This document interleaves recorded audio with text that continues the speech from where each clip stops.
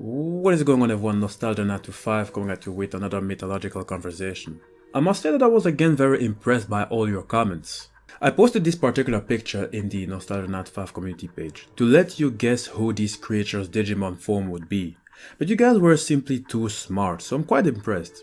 Now, as you know, I always give a shout out to those who guessed correctly, but because you were so many, I am instead going to give a shout out to those who guessed wrong. There were about 3 of them actually. Some others didn't give a direct reply to my post, so they are not included. Anthony Ailman wrote Ogremon and or its red variation Fugamon. Definitely Fugamon. Well, no, it definitely is not Fugamon, even though I have to say, nice touch. It certainly makes sense that you choose this Digimon, but that's actually not the Digimon I was talking about. Ed the Bruja Boy, this kind of resembles Shakumon, he said. Now, to be honest, I don't immediately see the resemblance, but I guess you have your idea. Make sure to write it down in the comment section. To finish, Katuramon. Now, the comment of Marcus Rafston makes perfect sense. Katuramon does indeed look like the picture I posted. I'll have to give you at least that one. But I did not mean Katuramon though. So, again, nice touch. And I will certainly make a separate video about Katuramon, as it has some very interesting background story. But yes, the Digimon makes perfect sense to be chosen. But you know what? Without keeping you in too much suspense, let me simply get right into it. In case you are new on this channel, I made a Patamon Armor Digivolution line video before. In that video, I explained that at the moment a Patamon uses the Egg of Courage, it will digivolve into a wizard Digimon called BARONG. The Digimon is a wizard for numerous reasons. It can, for example, summon a meteor that falls on its opponents. It can do pyrokinesis, which is the psychic ability allowing a person to create and control fire with the mind. And it has a third eye on its forehead, and it is said that this eye is able to forecast the future. That is certainly a terrific ability. On top of that, it is said that the Digimon was able to survive even at the time of the ancient digital world's collapse. I really think I should make a separate video about it, because there is way more to the Digimon than you may think. Its story kind of reminds me of Galactus of Marvel, the cosmic entity who came from the universe before the Big Bang, if I'm not mistaken. And by the way, the Big Bang explains why the first universe collapsed, at least in the Marvel world, but I must say that I don't know much about why or how the ancient digital world collapsed. That is why I'm even more curious to do more research, just to figure out something or at least come up with some theories. Now, Baromon is a Digimon that was inspired by the mythological figure known as Barong, a panther-like creature and a character in Balinese mythology. Bali is a region in Indonesia. Definitely a place I would love to go to someday, and that for numerous reasons. What you should know about Balinese mythology is that it is mainly a kind of animism with some widely known characters and deities. Animism is the religious belief that objects, places, and creatures all possesses a distinct spiritual essence. Barong is the king of spirits, leader of the hosts of good. Now, I did say that the mythological figure is a panther-like creature. I would say that it is not that clear, as in some depictions it is portrayed as a lion, and it can actually vary, probably depending on the location the entity is being worshipped. Now, the origins of the Barong goes way back in time, way back to a point that it is quite uncertain. It may even be that Barong was there before Hinduism appeared, so we're talking about a figure that goes way back in the past, a true relic of the past. Now, before talking about its history, I will first introduce another character called Rangda, basically Barong's opposite. Obviously, if Barong is good, then this one is bad or evil. There are 2 versions though, and I will briefly talk about them. So in the first version, Rangda is known as a demon queen, in fact the incarnation of Kalon Arang, a witch, a master of black magic dating from the reign of Erlanga in the 10th century. And by the way, Erlanga's regnal name was Rakai Halu Sri Lokeswara Dharmawangsa Erlanga Ananta Wikramotungadewa. So Rangda in this version is the incarnation of that legendary witch.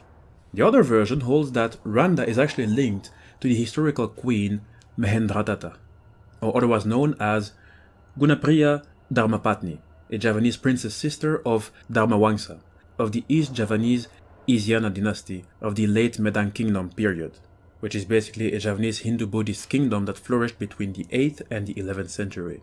You have to know that the incarnations of both versions have rather huge stories, which I recommend you to read. It's very interesting. And what I like most is that it involves many different ethnic groupings. And I guess that I have caught myself being secretly very interested in studying those different ethnic groups and their histories. I mean, in the end, we're all humans that happen to live in separate places on Earth, and it's always interesting to know how humans can develop depending on where they are geographically wise.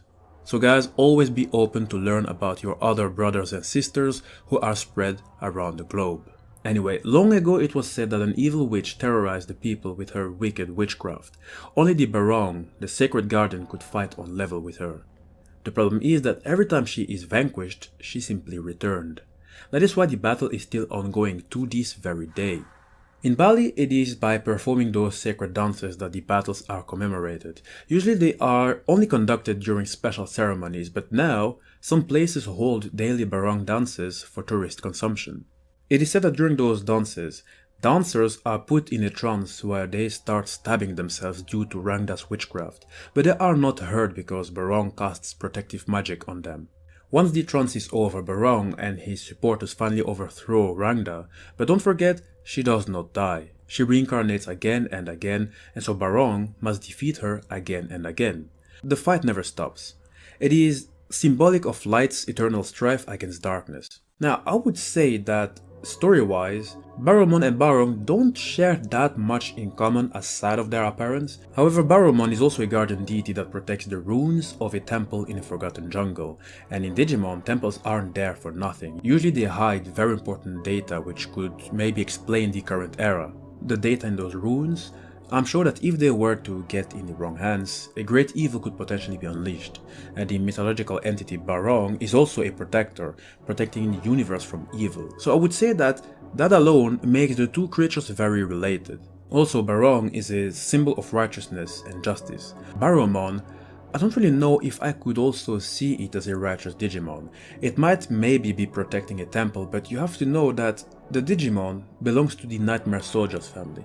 Usually the members of this family are demonic Digimon or those who dwell in haunted areas. This kind of shows a rather evil or at least a dark side to Baromon. And on top of that, Baromon is certainly among the most mysterious Digimon to walk around. Its origins are mysterious, its techniques are mysterious. Apparently, the Digimon is using techniques from a lost technology in the Digimon world. What technology are we talking about? This would all certainly require further research. Hey guys, I hope you somehow enjoyed the video. I know it was a short one, but some mythological entities don't have so much to say, unfortunately. I'm sure it would have been much more interesting if I were to talk about it with the locals and make sort of like an interview. I'm sure that it would be so interesting. I always loved culture, so I would have been very happy to do so. Now, if you love this video, please drop a like and don't forget that all my mythological videos are placed in the Mythological Conversation playlist, a playlist that is always updated. Don't forget to subscribe to the NostalgiaNat5 channel. Together we are going to explore the various subjects like Digimon or even other anime, or even men and women relations, as I also like to tackle those subjects from time to time. Just make sure to write in the comment section down below what you want me to cover, and let's do it!